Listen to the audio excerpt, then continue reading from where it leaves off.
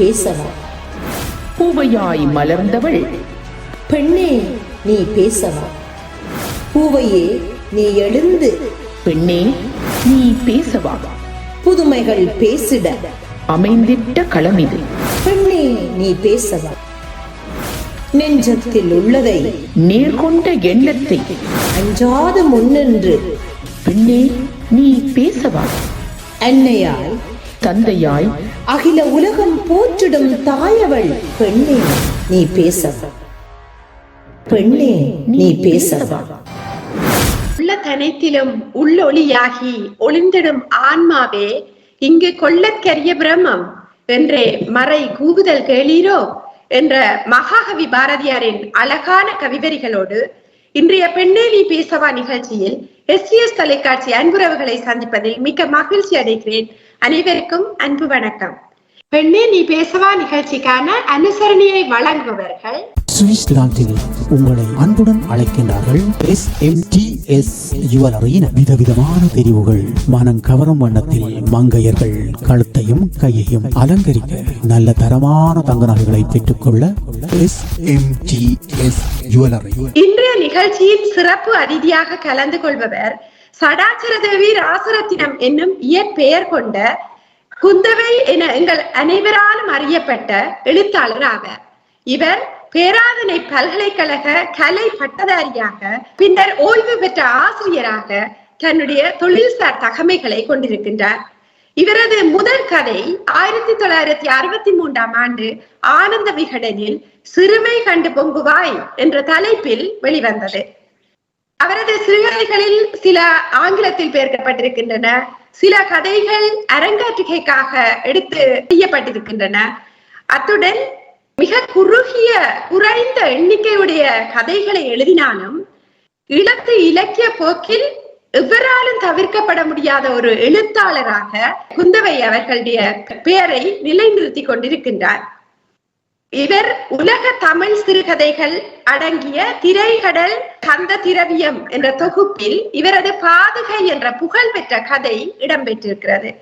இவரது சிறுகதை தொகுப்புகளாக 2 வந்திருக்கின்றன. யோகம் இருக்கிறது என்ற தொகுதி 2002லும், ஆறாத காயங்கள் என்ற தலைப்பில் 2வது சிறுகதை தொகுதி 2016லும் வந்திருக்கின்றன. அவருடைய முழு தொகுப்பாக ஒரு நூல் விரைவில் வெளிவரும் என்றும் ஒரு எதிர்பார்ப்பும் இருக்கின்றது. எழுத்தாளர் குந்தவையை பற்றி விமர்சகர்கள் அவரை எவ்வாறு பார்க்கின்றார்கள் என்ற கருத்தை நான் இங்கு சொல்ல விருப்பப்படுகின்றேன். தமிழகத்தில் பிரபல்யமான விமர்சகராக அறியப்பட்டிருக்கின்ற வெங்கட் சுவாமிநாதன் அவர்கள் சொல்லுவார், குந்தவை எழுதியது அதிகம் இல்லை, ஆனால் அவை மிக தேர்ச்சி பெற்ற எழுத்துக்கள் ஆகும் என்று குறிப்பிடுகின்றார். அதே போல நட்போக்கு இலக்கிய முன்னோடியாக இருக்கின்ற எஸ்போ அவர்கள் ஒரு இடத்தில் சொல்லுவார், உண்மையின் நீட்சியை பாடுபொருளில் மட்டுமன்றி உருவத்திலும் காட்டுவது சாத்தியமாக்கி காட்டியிருக்கிறார் எழுத்தாளர் குந்தவை என்று சிலாகித்து சொல்லுவார். பல எழுத்தாளர்கள் திறனாய்வின் போது குறிப்பிடுகின்ற பெயராக எழுத்தாளர் குந்தவையுடைய பெயர் இருக்கின்றது. இந்த இடத்தில் நான் நேயர்களுக்கு சொல்லிக் கொள்ள வேண்டிய ஒரு விஷயம் இருக்கிறது. அம்மா தன்னுடைய வயதின் காரணமாக சிலவற்றை கேட்டுக்கொள்வதிலும் விளங்கிக் கொள்வதிலும் கஷ்டங்கள் இருப்பதனால் சுலபமான கேள்விகளை கேட்டு அவருடைய வாய்மொழி ஊடாக முழுமையான அவருடைய வாழ்வின் விவரங்களை நீங்கள் இந்த 183வது ஜீவநதி ஆளுமை பதிப்பு இதழினூடாக அவரை பற்றி நீங்கள் முழுமையாக அறிந்து கொள்ளலாம். ஒரு பெண் தன்னுடைய வாழ்வை பேச விருப்பப்படுகின்ற போது அவருடைய வயது கருதியோ அவருடைய நிலை கருதியோ எங்களுடைய நிகழ்வு எந்த புறக்கணிப்புகளையும் செய்து கொள்வதில்லை. அவருடைய வாய்மொழி வழியாக அவருடைய வாழ்வை பகிர்கின்ற அந்த அற்புதமான கணங்களுக்குள் நாங்கள் சென்று கொள்வோம். வணக்கம் குந்தவை அம்மா, வாருங்கள், உங்களை அன்போடு நிகழ்ச்சிக்குள் அழைத்துக் கொள்கின்றோம். வணக்கம் அம்மா, மிகவும் மகிழ்ச்சி நீங்கள் இந்த நிகழ்ச்சிக்கு வந்து உங்களுடைய வாழ்வை பேச விருப்பப்படுகின்ற விஷயம் மிகவும் முக்கியமானது. ஒவ்வொரு பெண்ணும் தன்னுடைய வாழ்வை பேசுகின்ற துணிவை விருப்பத்தை கொண்டிருக்க வேண்டும். நல்லது அம்மா, உங்களுடைய இளமை பருவம் பற்றி, நீங்கள் படித்த பாடசாலைகள் அல்லது உங்களுடைய குடும்பம் பற்றி. இளமை பருவம் நான் எங்களோட ஊர்ல இருக்கிற இங்கு அங்கே பாடசாலையில பெற்றேங்க. அது இப்போது பேர் மாற்றம் பெற்று வீரோஜி பிளமா வித்தியாலம் என்று சொல்ல அழைக்கப்படுகிறது. அப்போதே செஞ்சிருவாங்க சிறு பள்ளிக்கூடமாக தான் இருந்தது. இப்போ கொஞ்சம் வளர்ந்துருக்கிறது. கல்வி 53ஆம் ஆண்டு வரை அங்கே கல்வி பெற்றேன். பிறகு சின்ன ராமநாதன் கல்லூரி கிட்டத்தட்ட 10 வருடம் படிச்சிருக்கேன். 62 ஆண்டு யூனிவர்சிட்டிக்கு வந்தேன். வீரேஸ்வரி நடத்திய போட்டிகளில் நான் முதல் பரிசு பெற்றிருக்கிறேன். திருக்குறளை பற்றிய போட்டியில ஏஎல் படிக்க யூனிவர்சிட்டி போட்டு போன போதுதான் கொஞ்சம் கலகலப்பா இருந்தது, இன்ட்ரெஸ்டிங்கா இருந்தது. பெண்ணே நீ பேசவா. உங்களுடைய அம்மா நல்ல பாடல்களை பாடி காட்டுவார் என்று சொன்னீர்கள். சகோதரர்களுக்கு பின் பிறந்த ஒரே ஒரு தங்கை. அப்ப நான் பிசினஸை தொடர்ந்து பார்த்து கொண்டிருந்தார். அம்மா படுக்க விட்டு நான் பாட்டு பாடிக்கொண்டிருப்பா. தேவாரம், கந்தலங்காரம். தேவாரம் கந்தலங்காரம், கந்த அனுமதி எல்லாம் படிப்பா. மனப்பாடம், திருமுருகாற்றுப்பட, மற்றது வில்லு புத்தூராட்சி அந்த கர்ணன் போகிற அதோட விருப்பம். அதையும் சொல்லி கலாசிவகம் செய்யற மாதிரி சொல்லி பாடி பாடி பொருளையும் சொல்லுவா. நாங்க சும்மா கேட்டு கொண்டிருப்போம். எல்லாம் பாடுவா. அம்மா அவ்வளவு பக்திதானே வந்து இல்லை, அது அன்றானங்கள் அப்படி ஒன்றும் சொல்ற மாதிரி இல்லை. ஆனா உள்ளுக்கு இருக்கும். அம்மா பாடின பாட்டுகள் என்ற மொழியும் இசையும் உங்களுக்கு வந்திருக்க கூடும். இப்போது நீங்கள் பாடாட்டிலும் இளம் வயதில் நீங்கள் மெல்லிய குரலில் பாடிக்கொண்டிருந்ததாக உங்களுடைய வீட்டுக்கு வந்த போது கேட்டதாக எல்லாம் சொல்லி இருக்கிறார்கள் விமர்சகர்கள். பெண்ணே நீ பேசவா. நீங்கள் இளம் வயதுல பாடுற நீங்களா? சினிமா பாட்டு படிக்கிறதானே. இதுல என்ன கர்நாடக சங்கீதம் படிக்கணும்னு ஆசை. ஆனா இது கஷ்டம் இல்லை. இந்த ராகங்கள் எல்லாம் படிக்க சின்ன ராகம் வந்து செஞ்சா நல்லா இருக்கும் நினைக்கிறேன். பெண்ணே நீ பேசவா. அம்மா, நீங்கள் எழுத்து துறையால நீங்கள் ஒரு பெரிய ஒரு இடத்துல உங்களை பேரை நிலைநிறுத்தி கொண்டு இருக்கிறீங்க. உங்களுடைய குந்தவை என்ற பெயரை ஏன் தெரிவு செய்த நீங்கள்? அதான் நான் சொன்னேன். பொன்னியின் செல்வன் சிறுவயதிலேயே படித்தேன். அது பொன்னியின் செல்வன் குந்தவை இந்த பாத்திரம் அருமையா படைக்கப்பட்டது. ஆளுமையோட இந்த மந்திரி சாப்பனாருக்கு ஆலோசனை சொல்லக்கூடிய, மந்திரிகளோட கலந்து ஆலோசிக்கக்கூடிய ஒரு சுதந்திரமான ஒரு பெண்ணா படைக்கப்பட்டிருக்கு. அதை பார்த்த பிறகுதான் அந்த பேரை வச்சேன். அது தமிழ்நாட்டு இளவரசியில பேரை வைக்கணும்னு பார்த்தா அதுக்கு எந்த பேர் தான் தமிழ்நாட்டு இளவரசி இந்த பேரை வச்சு ஈழ நாட்டின் இளவரசியாக உங்களை ஆக்கி கொண்டீங்கள் உங்களுடைய எழுத்தால. பெண்ணே நீ பேசவா. உங்களுடைய முன்னோர்களை பற்றி நிறைய கதைகளை சொல்லுகிறார்கள். உங்களுடைய பேரனார் சீனா வீரஹத்தி பிள்ளை அவர்கள் தொண்டமனாறு மகா வித்தியாலயத்தை ஸ்தாபித்திருக்கிறார். ஒரு நங்கூரத்தை நீங்கள் வட மாகாண அருங்காட்சியகத்துக்கு உங்களுடைய குடும்பம் கொடுத்திருக்கிறது. அதை பற்றி ஏதாவது ஞாபகம் இருந்தால் சொல்லுங்க. நாங்கள் கிடந்தது அதை இங்க நாங்கள் அதை எடுத்து கிளீன் பண்ணி வாசல்ல வச்சவ. அதை கண்டு நவரசியாமன் என்ற நாங்க ஒண்ணு வாங்கி கொண்டு தாங்கள் ஒரு அருங்காட்சியகம் வைக்கிறோம். அது அந்த காலத்துக்கு வீட்டுக்கு வெளியே கொடுத்துட்டு பள்ளிக்கூடத்துல வச்சுக்கிட்டேன். அந்த இதுல இருந்து அந்த காலத்துக்கு கப்பல் இந்த மாதிரி இருக்க கண்டுபிடிக்கலாம். கண்புறமுள்ள மேசன் கலைஞர்கள் இந்த மாதிரி பாடுபட்டு இப்படி ஒரு பெரிய கப்பல்களை உருவாக்குனாங்க. இதன் மூலம் அடிக்கலாம். கடற்கரையில இருந்தார், வல்லத்துல கடற்கரையில கப்பல் கட்டம். அது எங்க பாட்ட நாட்டுக்கு 3 நாடு கப்பல் இருந்தாரு. சுப்பிரமணியம் ரவி, வள்ளிநாயகி அப்படியும் பேர் கப்பல். சுவாரஸ்யமான தகவல் அம்மா அது. பெண்ணே நீ பேசவா. குப்பலன் ஐ சண்முகன் ஐயாவை பற்றியும் பத்மநாப ஐயரை பற்றியும் உங்கள் மூலமாக கேட்க விருப்பம். அது அந்த யோகம் இருக்கிறது இந்த கதாவையும் வந்த பிறகு அப்பதான் மிஸ்ஸஸ் சண்முகன் தான் நாங்க 2 மறுபடியும் படிக்கிறாங்க. அதே ஆசிரியரா இருந்தவரன்னு சொன்னா அதுவும் புறம் மறைக்க முடியாது. அப்ப நான் எங்க இருக்கிற நீங்க கரவட்டி நீங்க குப்ரான்ல இருக்க குப்ரான் சண்முகன் இருந்தவர் அந்த கேட்டேன். அதுக்கு பிறகு நாங்க முடிஞ்சோம் போனோம். வாரவர் அவர்கிட்ட நாங்களும் போடுறாங்க. நானும் போன உறவு அவருங்க சமையல் வீட்டுக்கு அந்த வேண்டாம் வருவார். அவருக்கும் இலக்கிய வாழ்க்கையோட கதைக்க விருப்பம். தனித்தன்மை வாய்ந்தது. சின்ன கதையாக இருந்தாலும் ஒரு உள்ளுக்கண்ட இது உள்ளடங்க இருக்கும். சாதாரணமான கதைகளை போல இல்லை. ஐக்கிய கலைஞனே வரை சொல்றாங்க. ஒரு சின்ன சின்ன கதைகள் தான் நல்லா சொல்ற ஸ்டைல் அது அப்படி ஒரு இந்த மாதிரி ஒரு இல்லை. நல்ல ரசனை அனுபவம் இருக்கு.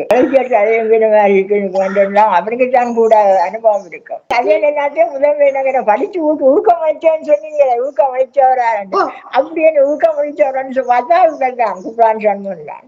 இந்த கதையில பத்தி ஊக்கம் அளிச்சவர் இணக்கம் பண்ற இந்த கலைநாளைக்கு அனுப்புங்கன்னு ஊக்கம் அளிச்சவர் சண்முகன் தான். இந்த கதையெல்லாம் அவருக்கு காட்டி போட்டு அவற்று அபிப்பிராயங்கள் கேட்டா எனக்கு மாதிரி இருக்கு. அவற்று அபிப்பிராயம் எனக்கு தேவை. பெண்ணே நீ பேசவா?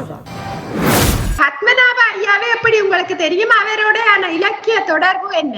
சத்தராஜரும் அங்க புத்தகத்துல நாங்க ஒரு இந்து மாமன்றம் இருந்தது. அங்க சைவ பிள்ளைகளுக்கு ஞாயிற்றுக்கிழமையில கிளாஸ் நடக்கிறது. அப்ப என்னையும் அங்க என்னையும் முடியுமோன்னு கேட்டாரு. நான் அங்க போனேன். சூரியமாரி அந்த உள்ள அந்த பிள்ளைகளுக்கு டான்ஸ் எங்க விட்ட வாங்க மேரி விட்டு ஒரு விழுத்தாளர் கிடையாது வாங்க கூப்பிட்டு அங்கிருந்து சுதாராஜன் ஒரு விழுத்தாளர் எனக்கு அவரோட காய்ச்சி கட்டு அவர் தான் பத்மநாயகர் அறிமுகப்படுத்தி வச்சவர். பத்மநாயகர் புத்தகங்கள் எல்லாம் அவருடைய நானே வாங்கி படிச்சேன். அவர் நீங்க கலையாளியிடம் சொந்தமா வேண்டுமெண்டா அவர் தான் நீங்க கேளுங்க அப்படின்னு சொல்லி அவருடைய விளாசம் கொடுத்தேன். அது கன்னடா அவருடைய இந்தியாவுக்கு போட்டு வந்து புத்தகங்கள் வேணுமெண்டா அனுப்புவேன் வாங்கி. நான் கேட்கிற புத்தகம் அதுதான் இந்தியாவுக்கு போறவர்கள் நல்லா தரமான புத்தகங்கள் வாங்கி வருவாங்க. அதை நான் கேட்டா அனுப்புவேன். சதா சுறுசுறுவா அவர் இயங்கி கொண்டிருப்பேன்.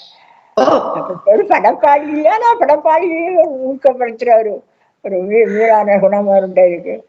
பார்த்தா அவருக்கு போதும். பார்த்தாலே அவரோட கதைக்கு உடம்பு பார்த்து கொண்டே சந்திச்சதே பெரியாதா இருக்கும். அவருக்கு எழுத்தாளர்களை சந்திக்க வைக்கிறது இன்னொரு எழுத்தாளரை சந்திக்க வைக்கிறதையும் அவருக்கு மேல விடுவார். பத்மநாப ஐயா இந்த ஒரு பெரிய வரலாற்று இலக்கிய பணிய நீங்க சொல்றது மாதிரியே இன்றைக்கு வரைக்கும் இப்ப கடந்த வாரமும் அவரை ஒரு நூல் வெளியீட்டுல நான் சந்திச்சேன். நான் அதே ஆர்வம், அதே படைப்பாளிகளை ஊக்குவிக்கிற தன்மை, அதே நீங்க சொன்ன அந்த மேலான குணம் அத்தனையோடையும் இன்றைக்கும் அந்த தொடர்ச்சியாக இயங்கிக் கொண்டே இருக்கிற ஒரு அற்புதமான ஒரு படைப்பாளர் இல்லாட்டிலும் அற்புதமான ஒரு மனுஷர். உண்மையில அம்மா அவரை நாங்கள் கிட்ட காணக்கூடியதா இருக்குது. நான் இருக்கிற இடங்களுக்கு கிட்டதான் அவை வாழுறபடியால காணக்கூடியதா இருக்குது. அப்படி மகத்தான மனுஷர்களை எங்களுக்கு காணக்கூடியதாக இருக்குது. உங்கள்கிட்ட இருந்து அதை கேட்கல சந்தோஷமா இருக்குது. ஏனென்றா ஐயா கொண்டு வந்து ஆனந்த விகடன் அதெல்லாம் உங்களுக்கு தந்தேன்னு சொல்றீங்க. ஆனால் உங்களை பற்றி விமர்சகர்கள் எழுதினம் நீங்கள் அசோகமித்திரன் ஜெயகாந்தன் ஆக்களுக்கு நிகரான ஒரு ஜெயமோகன் ஆக்களுக்கு நிகரான ஒரு படைப்பள்ளியாக சட்டநாதன் அவைகள் எல்லாம் குறிப்பிடினம். ஆனந்த விகடன்ல உங்களோட முத்திர கதை வந்திருக்குது.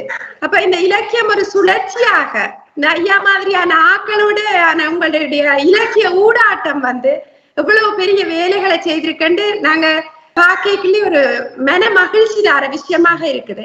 உங்கள்கிட்ட இருந்து இந்த விஷயங்களை கேட்கல மன நிறைய சந்தோஷம். அம்மா நீங்க வந்து பேசுற போது சந்தோஷமாக இருக்குது. பெண்ணே நீ பேசவா? உங்களுடைய 2 சிறுகதை தொகுதிகள் யோகம் இருக்கிறது, ஆறாத காயங்கள் என்று வந்திருக்கு. அந்த கதைகளில பொதுவா நீங்க சமூகத்தில இருந்து என்ன பிரச்சனைகளை உங்களுடைய கதையில எடுத்து சொல்லுறீங்க? அந்த காலத்துல யுத்த காலத்துல வீட்டுக்கு அனுபவங்கள் நடந்தது. அநியாயங்களை கண்டாங்க. அவங்க என்ன எல்லா தரப்பும் அநியாயம் செய்தானே. அதெல்லாம் பார்த்தா தானே இதுக்கு தனியா அதுக்கு சொல்லிதானே வரலானே. இது கண்டு ஒரு வீட்டம் வந்து இல்லை. ஒவ்வொரு நேரம் ஒவ்வொரு அனுபவம் ஏற்படும் தானே. சிஞ்சவரா இருக்கிற அனுபவங்கள் அதெல்லாம் எழுதுறாதானே. ஒன்று வித்தியாசப்படும். ஒவ்வொரு கருத்துக்கும் ஒவ்வொரு கதைக்கும் ஒவ்வொரு கதையா வித்தியாசப்படும். இதே உங்களை மனசுல தாக்குதோ அதே எழுதுறாதானே. மனதுல பட்டதை அழகாக வெளிப்படுத்தக்கூடிய படைப்பு மொழி உங்களுக்கு கைவந்திருக்கிறபடியால நீங்க உங்களுடைய கதைகள் வந்து ஆனா ஜெயஸ்ராஜா அவர்கள் சொல்றார் 23 கதைகள் தான் இப்ப வாசிக்க கிடைக்குதுன்னு.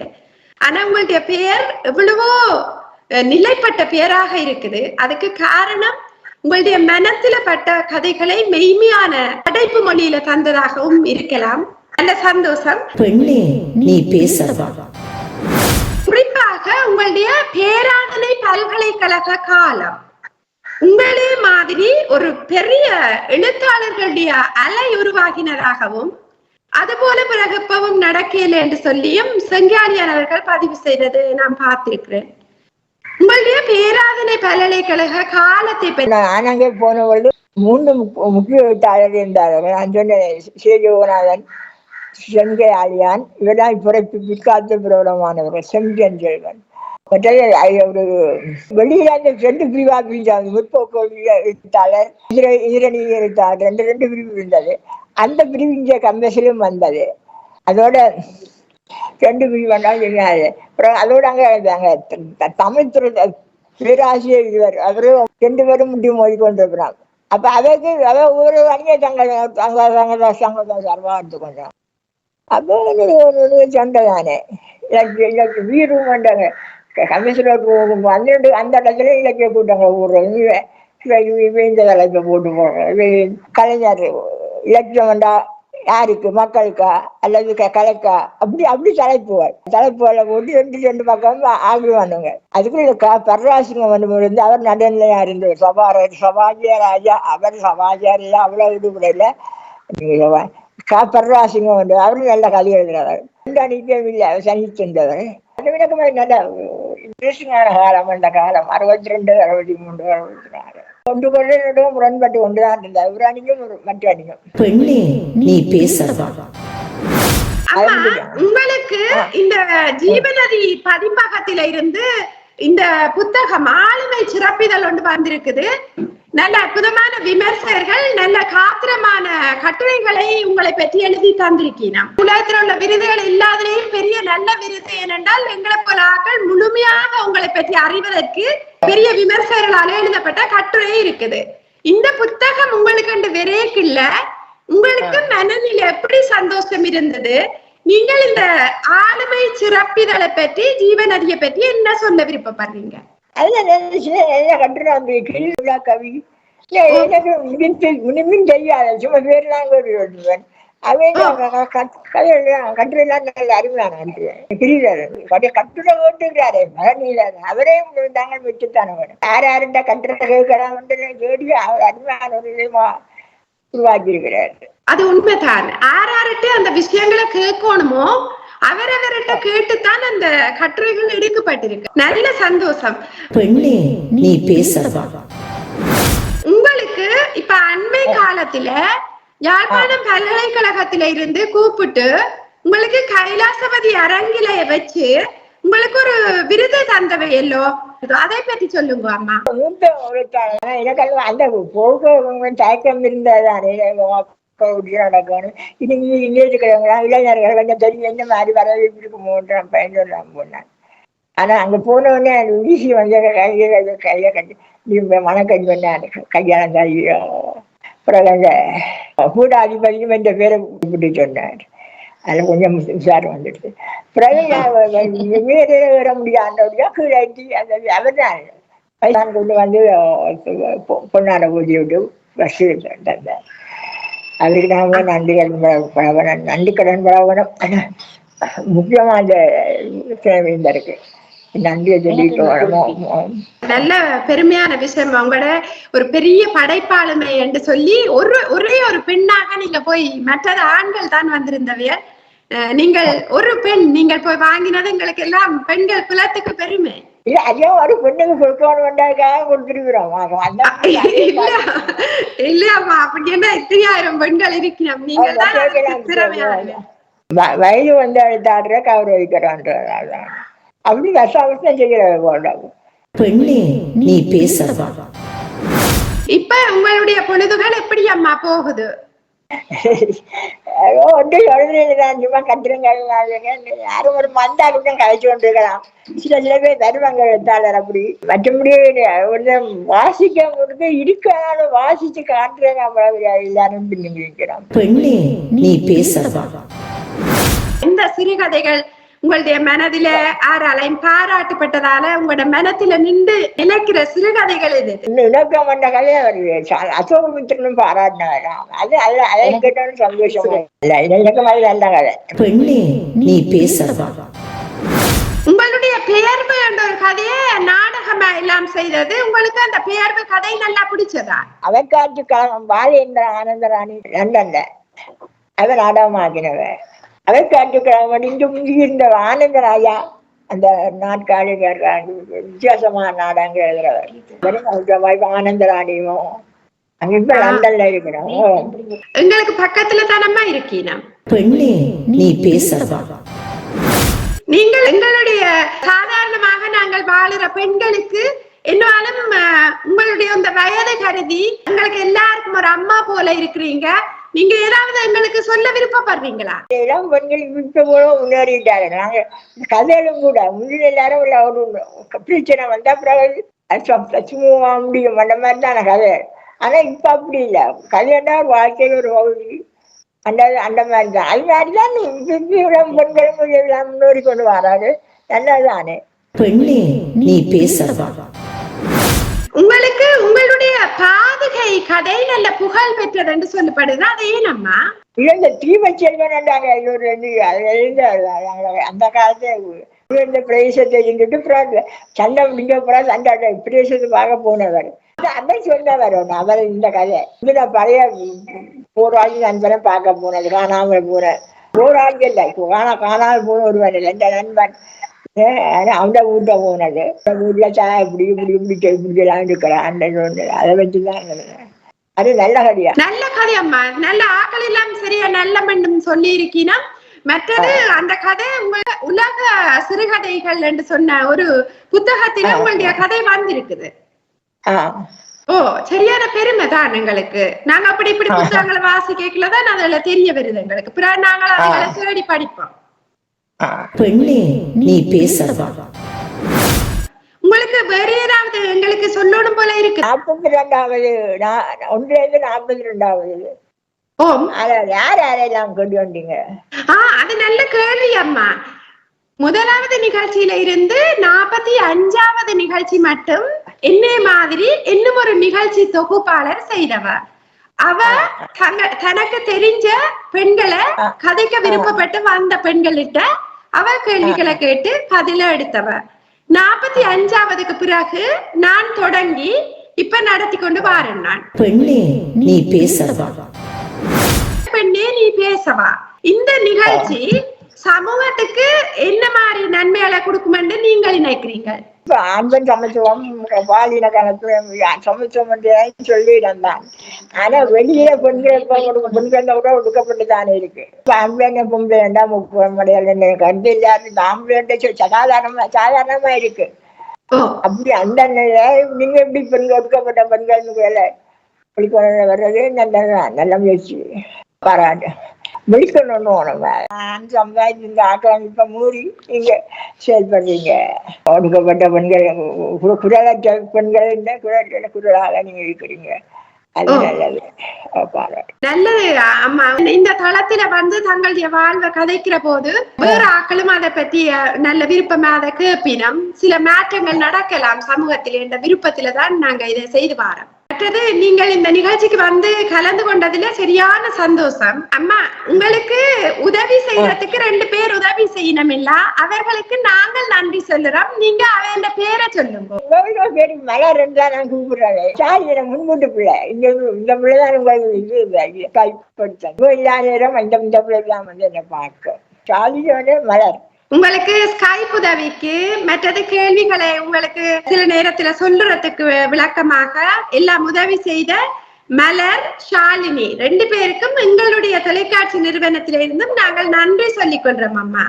அடுத்தது நீங்க வந்து இப்ப உங்களுக்கு கதைக்க விருப்பம் நீங்க வந்து கதைச்ச இந்த நேரங்களுக்கு நாங்கள் நன்றி சொல்லிக் கொள்றோம். நீங்க நல்ல சுகமாக இருக்க வேண்டும் என்றும் நாங்கள் கடவுளை வேண்டிக் கொள்ளுறோம்.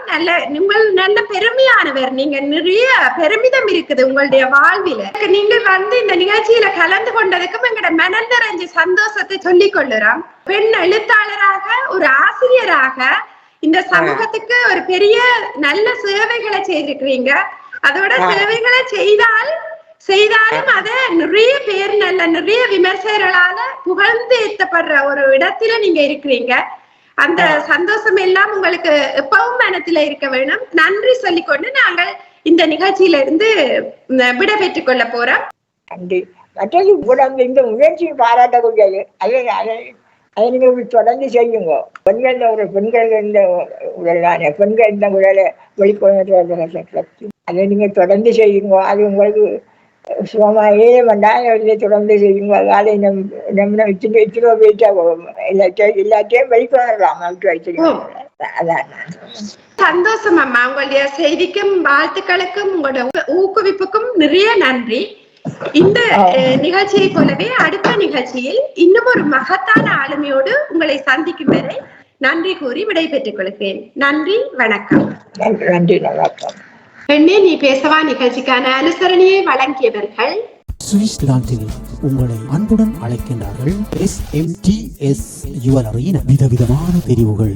மனம் கவரும் வண்ணத்தில் மங்கையர்கள் கழுத்தையும் கையையும் அலங்கரிக்க நல்ல தரமான தங்க நகைகளை பெற்றுக்கொள்ள SMTS ஜுவல்லரி. இல்லத்தரசிகளை அழகுபடுத்தும் தங்க நகைகளை பல விதவிதமான புது தெரிவுகளை நீங்கள் பெற்றுக்கொள்ள நாட வேண்டிய இடம் SMTS ஜுவல்லரி. சுவிஸ் நகைச்சீட்டு மூலம் இணைந்து கொண்டு ஆபரணங்களை பெறவும் ஓர் அரிய நல்ல சந்தர்ப்பத்தை வழங்குகின்றார்கள் SMTS ஜுவல்லர்ஸ். உலகில் அதிகம் புகழ்பெற்ற சுவிஸ் நாட்டின் ராடோ கடிகாரங்களை கைகளில் கட்டிவிட மாட்டோமா என்று எண்ணுபவர்கள் பலர். உங்களுக்கான ஓர் அரிய சந்தர்ப்பத்தை வழங்குகின்றார்கள் SMTS ஜுவல்லரியினர். மாதாந்தம் நீங்கள் 150 பிராங்குகளை கட்டுவதன் மூலம் 12 மாதத்தில் உங்கள் கைகளில் தருகின்றார்கள் ராடோ கடிகாரங்களை. SMTS ஜுவல்லரி தீபாவளி வரை 10% முதல் 60% வரை மலிவு விலையில் அனைத்து புடவைகளையும் தங்க நகைகளை 5% மலிவு விலையில் பெற்றுக்கொள்ள உங்களை அழைக்கின்றார்கள் SMTS ஜுவல்லரி. தொடர்புகளுக்கு 0765898091 0787152229.